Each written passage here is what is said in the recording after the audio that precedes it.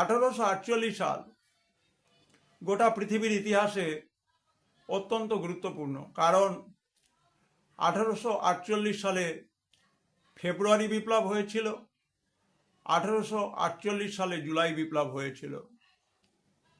এই 1848 সালে 15ই March দিনটিতেই Hungary তার স্বাধীনতা পেয়েছিল, যেই জন্য এই দিনটিকে বলা হয় ন্যাশনাল ডে ফর হাঙ্গেরি, অর্থাৎ হাঙ্গেরির স্বাধীনতাকে সম্মান জানানোর জন্য, মর্যাদা জানানোর জন্য 15ই মার্চ 1848 সাল থেকে ন্যাশনাল ডে ফর হাঙ্গেরি পালিত হচ্ছে।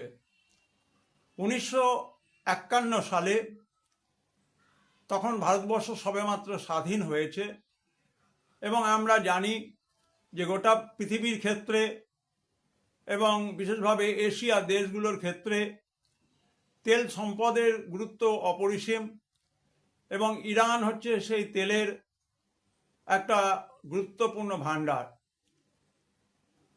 ইরানের তেল কোম্পানির জাতীয়করণ 1951 সালে হয়েছিল, এবং অত্যন্ত গুরুত্বপূর্ণ অর্থনৈতিক সম্পদ তেল জাতীয়করণের মধ্য দিয়ে ইরান আন্তর্জাতিক অর্থনৈতিক ইতিহাসে প্রবেশ করেছিল, এবং পরবর্তীকালে মধ্যপ্রাচ্যে যে তেল কূটনীতি, তেল সমস্যা, তার একটা গুরুত্বপূর্ণ কারণ Iraq, Iran, Syria, Lebanon, Jordan এদেরকে কেন্দ্র করে বিদেশি শক্তিগুলো, পশ্চিমী দেশগুলো মধ্যপ্রাচ্যের উপরে যেভাবে সৈন্য দৃষ্টি রেখেছিল, তার ফলে বিভিন্ন সময়ে পারস্য উপসাগরীয় যুদ্ধ যেমন হয়েছে, এবং সাম্প্রতিককালে এই একই ধারাবাহিকতা চলছে।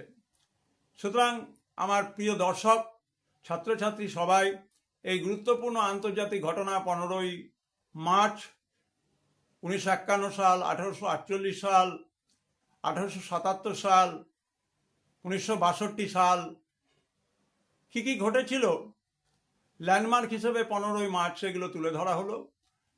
তোমরা এগুলিকে তোমাদের পরীক্ষার প্রয়োজনে, কম্পিটিটিভ পরীক্ষার প্রয়োজনে ব্যবহার করতে পারবে।